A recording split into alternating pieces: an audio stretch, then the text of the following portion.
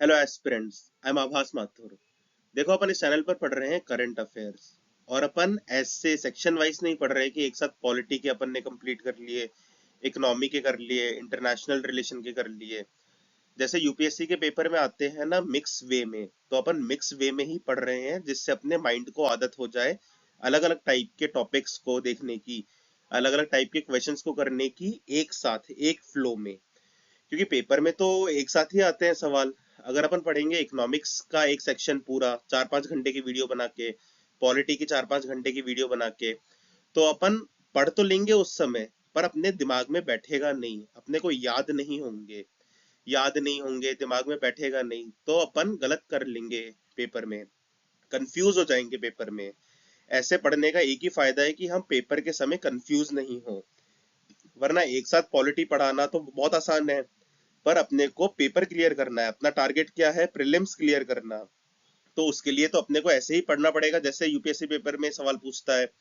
एक इकोलॉजी का आ गया, एक साइंस का आ गया, एक इंटरनेशनल रिलेशन का आ गया, एक हिस्ट्री का आ गया। तो वैसे ही अपन यहाँ पे भी बना रहे हैं ये सीरीज, करंट अफेयर सीरीज। ये बहुत ज्यादा इंपॉर्टेंट होने वाली है यूपीएससी 2026 के लिए। ठीक है, तो बहुत अच्छे से पढ़ें, क्विक रिविजन्स भी करें, शॉर्ट नोट्स बनाएं, सब कुछ करें इसका। आज का पहला टॉपिक है सी बकथॉर्न। सी बकथॉर्न, सी आ रहा है इसके नाम में, समुद्र नहीं। इसका सी से कोई लेना देना नहीं है, ये सी के आसपास नहीं मिलता। अगर देखो, अपने इसके बारे में पढ़ा नहीं होता, अपन गैस मार रहे होते। अगर आप स्मार्ट गैस भी मार रहे हो तब भी आप सी से कंफ्यूज हो जाते। सी बकथॉर्न एक फ्रूट होता है, एक झाड़ियों में उगने वाला एक फ्रूट होता है।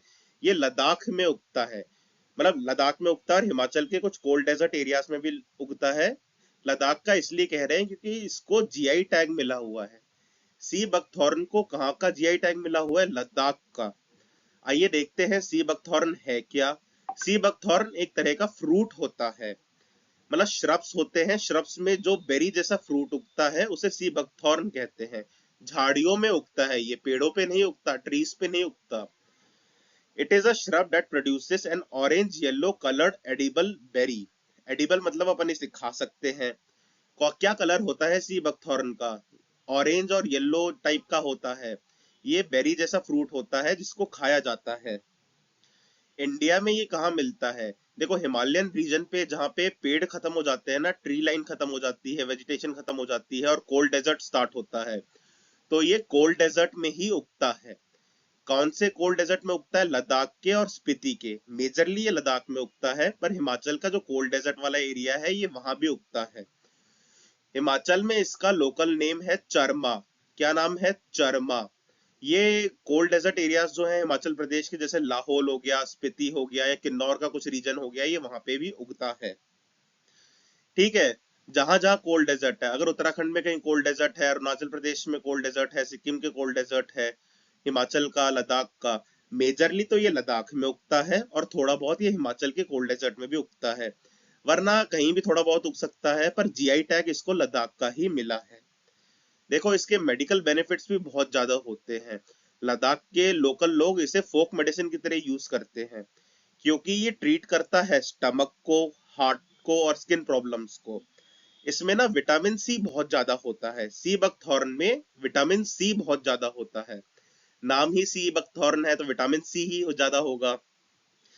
ये फोक मेडिसिन में इस्तेमाल होता है, पेट ठीक करने में, हार्ट प्रॉब्लम्स में, स्किन प्रॉब्लम्स में इसका यूज लिया जाता है इलाज करने में। इसके इकोलॉजिकल बेनिफिट्स भी बहुत ज्यादा हैं। देखो, ये एक तरह का फ्यूल वुड की तरह तो काम करता है ही है। जैसे ये श्रब है, श्रब में भी थोड़ी बहुत डंडी वंडी होती है, इसको जला के आप आग जला सकते हो इसके थ्रू आप। और जानवर वानवर भी इसकी पत्तियां खा सकते हैं। तो फ्यूल वुड और फॉडर का काम तो करता ही है, साथ ही साथ ये अपने आसपास की सॉइल को रोक के रखता है, बांध के रखता है। सॉइल बाइंडिंग प्लांट है ये, जिससे धूल उड़ती नहीं है, सॉइल इरोजन नहीं होता। सी बकथॉर्न सॉइल इरोजन भी प्रिवेंट करता है। और ये सिल्टेशन, नदियों के आसपास सिल्टेशन को भी ये मेजर रखता है। और फ्लोरल बायोडाइवर्सिटी तो ये मेंटेन करता ही है। कि कोल्ड डेजर्ट में कौन सा पौधा होगा, आप खुद बताएं, बहुत कम होते हैं। तो और ये फूलों वाला पौधा मिल रहा है, सुंदर सा मिल रहा है, तो बायोडाइवर्सिटी भी ये अच्छी करता है। इसके कमर्शियल बेनिफिट्स भी हैं, क्योंकि ये फ्रूट है, विटामिन सी बहुत है, तो इसमें से जूसेस बन सकते हैं, जैम्स बनते हैं, न्यूट्रिशनल कैप्सूल्स वगैरह भी बनती हैं इससे, क्योंकि ये पेट दर्द ठीक करता है, हार्ट डिसीजेस ठीक करता है, स्किन डिसीजेस ठीक करता है। इसका हैबिटेट क्या है? कोल्ड डेजर्ट एरियाज जो हाई एल्टीट्यूड पे होते हैं वहां पर ये उगता है। हाई एल्टीट्यूड के कोल्ड डेजर्ट एरियाज में सी बकथॉर्न उगता है। ये कैसी सॉइल में उगता है? अरे सैंडी सॉइल में उगता है, अभी तो कोल्ड डेजर्ट बोला, न्यूट्रिशनल पुअर सॉइल में उग जाता है। ठीक है, कैसे ही भी सॉइल हो, सैंडी सॉइल हो, न्यूट्रिशनल पुअर सॉइल हो, ये वहां उग जाता है। ये हेल्प करता है सॉइल कंजर्वेशन में। क्यों? क्योंकि ये नाइट्रोजन फिक्स कर देता है। मतलब आसमान में, एटमॉस्फेयर में जो नाइट्रोजन है ना, ये उससे मिट्टी में नाइट्रोजन फिक्स कर देता है, जैसे दाल का पौधा करता है। तो ये सॉइल फर्टिलिटी भी बढ़ाता है, सॉइल इरोजन भी रोकता है। ये क्लाइमेट अडेप्टिव भी होता है, -40 डिग्री तक एक्सट्रीम कोल्ड होगा ना, वहां पे भी ये सरवाइव कर जाएगा। तो देखो बहुत काम का पौधा है, जीआई टैग भी मिला है। और आजकल आप देखना अमेजन पे जाके या गूगल करना, इसकी न्यूट्रिशनल कैप्सूल्स बहुत ज्यादा फेमस हो रही हैं आजकल। तो यूपीएससी के लिए बहुत इंपॉर्टेंट टॉपिक है। अब दूसरा टॉपिक है इंसुलिन। इंसुलिन कहाँ प्रोड्यूस होता है? सब लोग जानते हैं पैनक्रियास में होता है। ठीक है, बचपन से यही पढ़ रहे हैं, सब लोग यही जानते हैं। पर आप एक यूपीएससी के स्टूडेंट हैं, यूपीएससी एस्पिरेंट हैं, तो आपको याद रखना है कि इंसुलिन प्रोड्यूस होता है आइलेट्स ऑफ लैंगरहैंस में। पैनक्रिया के अंदर आइलेट्स ऑफ लैंगरहैंस होते हैं, वहां पर इंसुलिन प्रोड्यूस होता है। ठीक है, it is produced in the islets of Langerhans in the pancreas. Insulin is synthesized in significant quantities only in beta cells in the pancreas. Pancreas होती है, पैनक्रिया में आइलेट्स ऑफ लैंगरहैंस है, islets of Langerhans के beta cells में ही insulin produce होता है। ठीक है, प्रोड्यूस ये कहाँ होता है? आइलेट्स ऑफ लैंगरहैंस में होता है पैनक्रिया के। और ये सिंथेसाइज सिर्फ बीटा सेल्स ही करते हैं पैनक्रिया के। ठीक है, insulin is synthesized in significant quantities only in beta cells in the pancreas. It is secreted primarily in response to elevated blood concentrations of glucose. देखो आप कुछ भी खाना खाते हैं उसमें ग्लूकोज होता है, तो ग्लूकोज के रिस्पॉन्स में ये सिक्रीट होता है।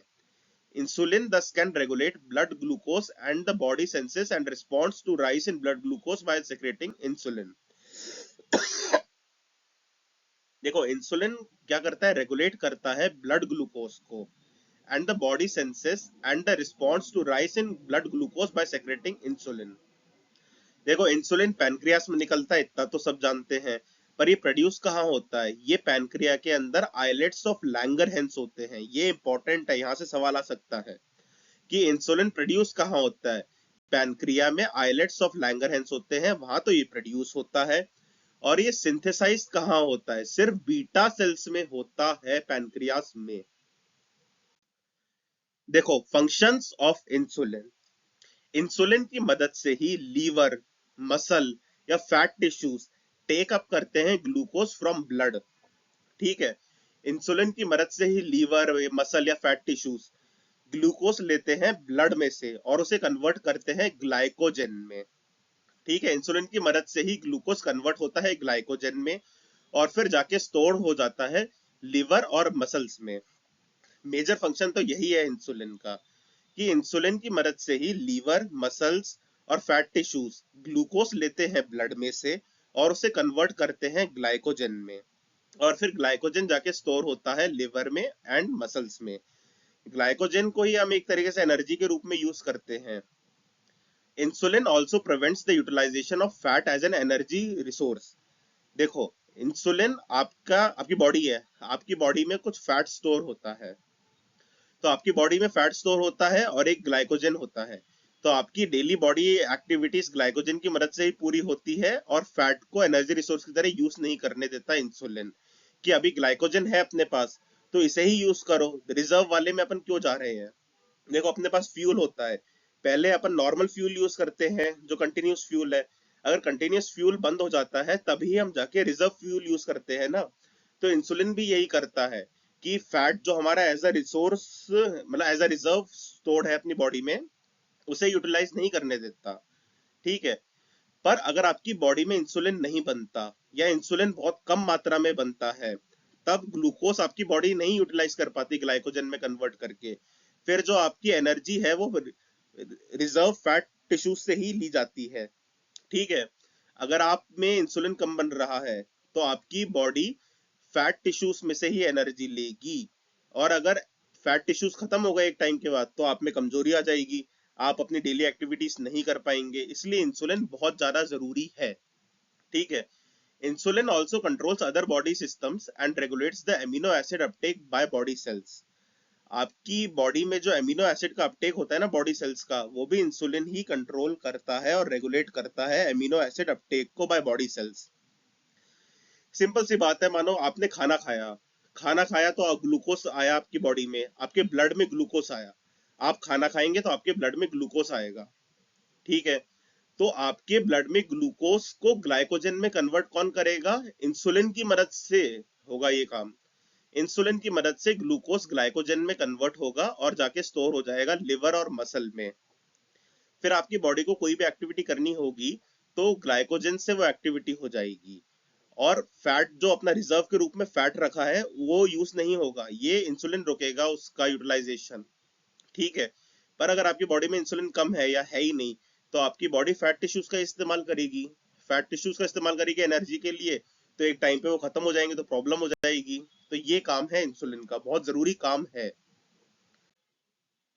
देखो अगला टॉपिक क्या है, environment ship index.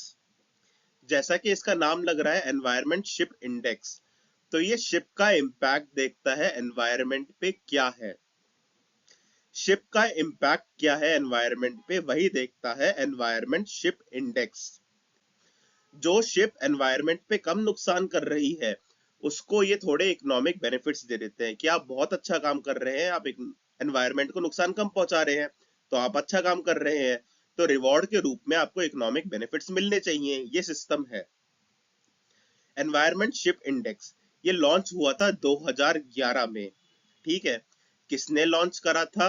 World port sustainability Program under the International association of ports and Harbor. एक International association of ports and Harbor है, उसका एक प्रोग्राम है वर्ल्ड पोर्ट्स सस्टेनेबिलिटी प्रोग्राम, उसके तहत ये लॉन्च हुआ था एनवायरमेंट शिप इंडेक्स। तो पहला सवाल तो यही बन सकता है कि इस इंडेक्स को लॉन्च कब करा गया था? 2011 में करा गया था। किसने करा था? वर्ल्ड पोर्ट सस्टेनेबिलिटी प्रोग्राम के तहत ये हुआ था। अब ये भी सवाल पूछ सकते हैं, वर्ल्ड पोर्ट सस्टेनेबिलिटी प्रोग्राम किसका प्रोग्राम है? International association of ports and harbour का ये प्रोग्राम है। एनवायरमेंट शिप इंडेक्स क्या क्या देखता है? The ESI provides a framework for incentivizing ships based on their environmental performance, specifically targeting reductions in air emissions. ठीक है, ये इंसेंटिवाइज करता है एनवायरमेंट परफॉर्मेंस पे कि एक शिप का परफॉर्मेंस कैसा है एनवायरमेंट के रिस्पेक्ट में। ये ज्यादातर एयर एमिशंस पे ही कंसंट्रेट करता है कि कौन सी शिप कितना पॉल्यूशन कर रही है एटमॉस्फेयर में, ये कौन सी गैसेस को, कौन से पॉल्यूटेंट्स को अपनी स्टडी में इन्वॉल्व करते हैं? CO2 कार्बन डाइऑक्साइड को करते हैं, SOX को करते हैं, NOx को करते हैं और पार्टिकुलेट मैटर PM को करते हैं। ये चार चीजों के एमिशन पे फोकस करते हैं। कौन है वो चार चीज, ये भी सवाल आ सकता है। CO2, SOX, NOx और PM। ठीक है, इन चार चीजों पे ये फोकस करते हैं। इनका टारगेट है कि ये चार चीजें कम से कम निकले, तो जो शिप जितना कम ये पॉल्यूशन कर रही है उसको उतना ज्यादा इंसेंटिव्स देते हैं। ठीक है, the effectiveness of the ESI is evaluated using specific matrix. इनका भी एक मैट्रिक्स बना हुआ है कि ये कैसे चेक कर सकते हैं कि कितना इफेक्टिवनेस है। क्या क्या इंक्लूड करते हैं ये? शिप का ESI स्कोर क्या है, मतलब ये स्कोर प्रदान करते हैं कि जो जिस हिसाब से पॉल्यूटेंट्स कर रही है उस हिसाब से स्कोर दे देंगे।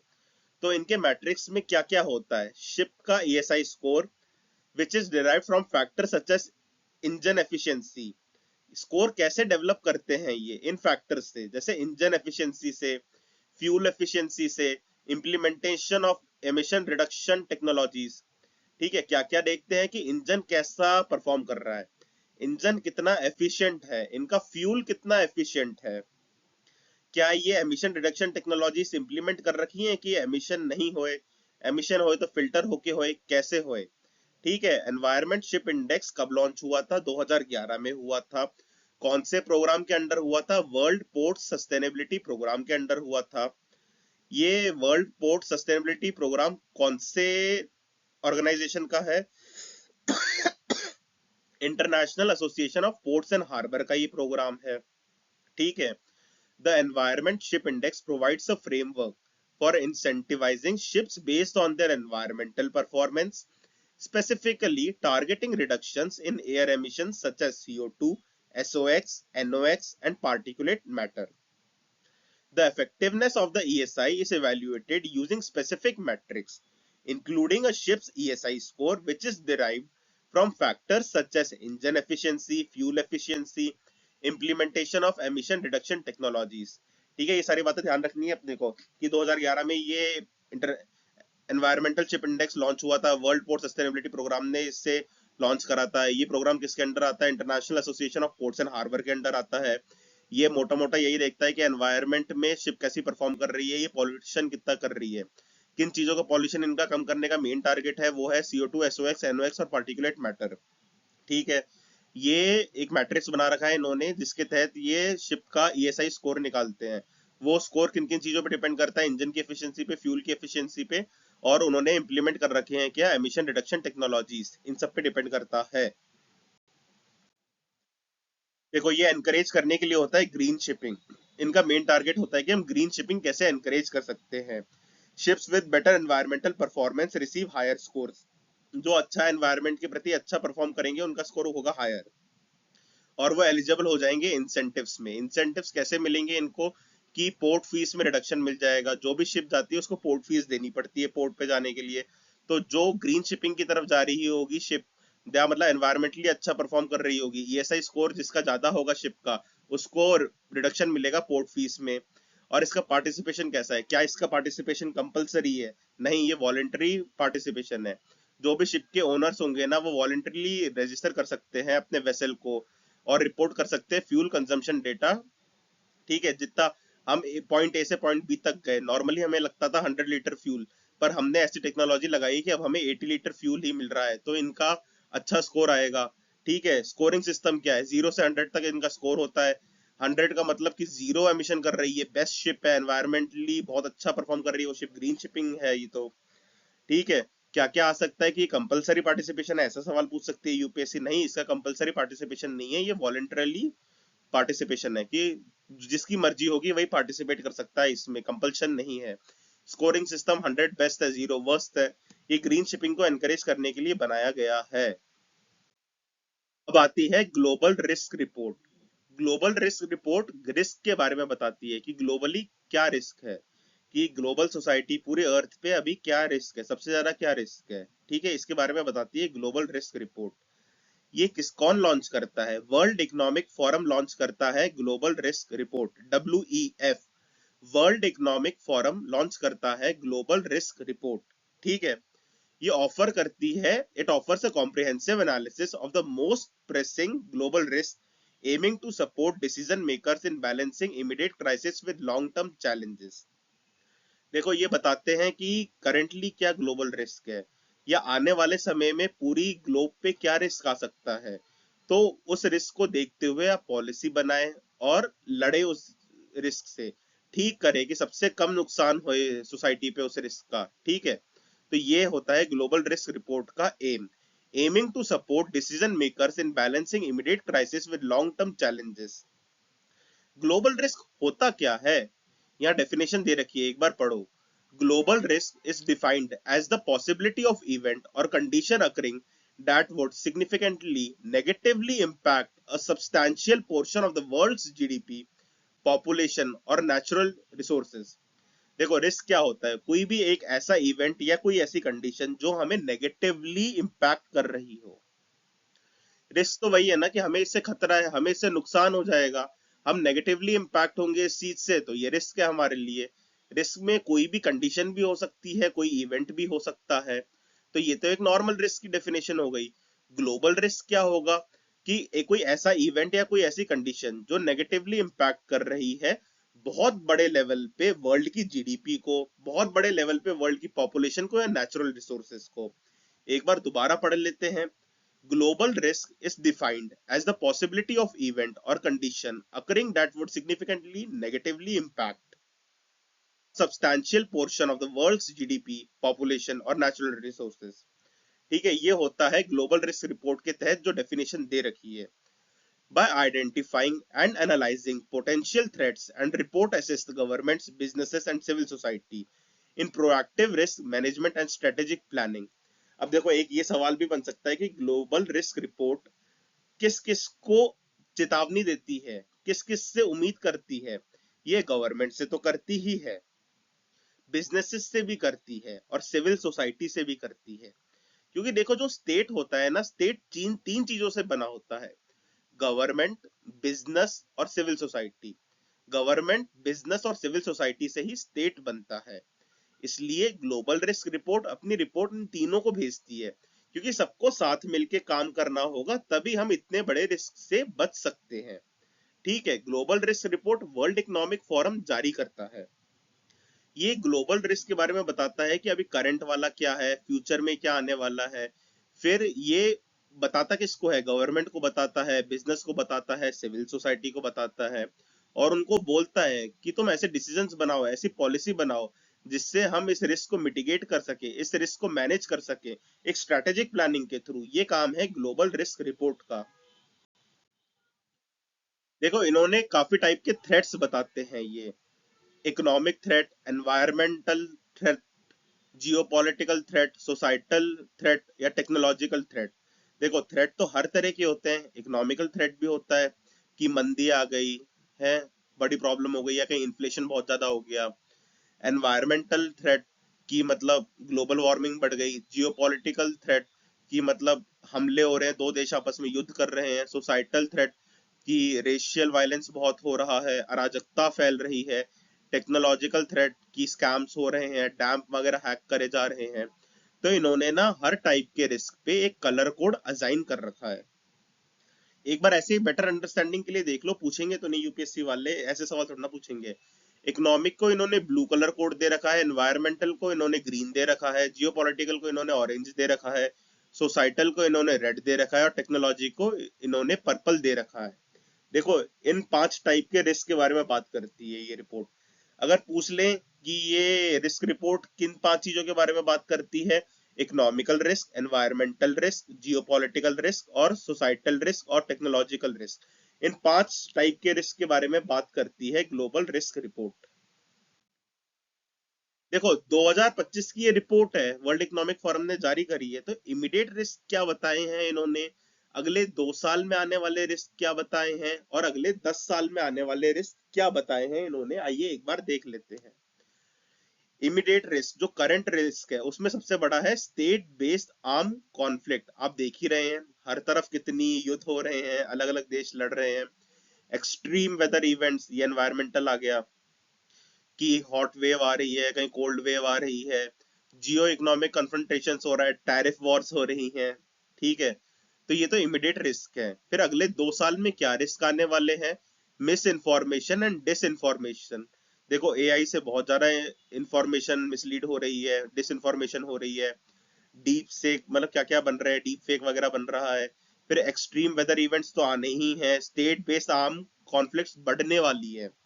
2025 की रिपोर्ट है, अभी 2026 चल रहा है। देखो ईरान से भी युद्ध की बातें हो रही हैं, तो स्टेट बेस्ड आर्म कॉन्फ्लिक्ट्स बढ़ने वाले हैं। देखो कितनी एक्यूरेट रिपोर्ट है इन लोगों की। और अगले 10 साल में लॉन्ग टर्म रिस्क क्या रहने वाले हैं, ये एक्सट्रीम वेदर इवेंट्स रहने वाले हैं, बायोडाइवर्सिटी लॉस रहने वाला है, इकोसिस्टम कोलैप्स रहने वाला है, क्रिटिकल चेंज हो सकता है अर्थ के सिस्टम में। तो देखो लॉन्ग टर्म रिस्क तो हमारे एनवायरनमेंट वाले ही हैं, करेंटली तो अभी हमारे लड़ाई झगड़े जियोपॉलिटिकल रिस्क है। ठीक है, और एनवायरनमेंट वाले रिस्क तो सदाबहार के ही हैं, क्योंकि हमारी सोसाइटी ही ऐसे डिजाइन है। ठीक है, ये मिस इन्फॉर्मेशन टेक्नोलॉजिकल रिस्क में आ जाएगा। चलिए आज का आखिरी टॉपिक है बंगाल गजेट। बंगाल गजेट देखो इंडिया का फर्स्ट न्यूज़पेपर था। ये जेम्स अगस्टन हिक्की ने निकाला था, 1780 में पब्लिश करना स्टार्ट करा था। जेम्स अगस्टन हिक्की एक अंग्रेज ऑफिसर हुआ करता था, ब्रिटिश ऑफिसर हुआ करता था। इसने अपना फर्स्ट न्यूज़पेपर निकाला था इंडिया में कोलकाता में 1780 में, जब इसे कैलकाटा कहते थे।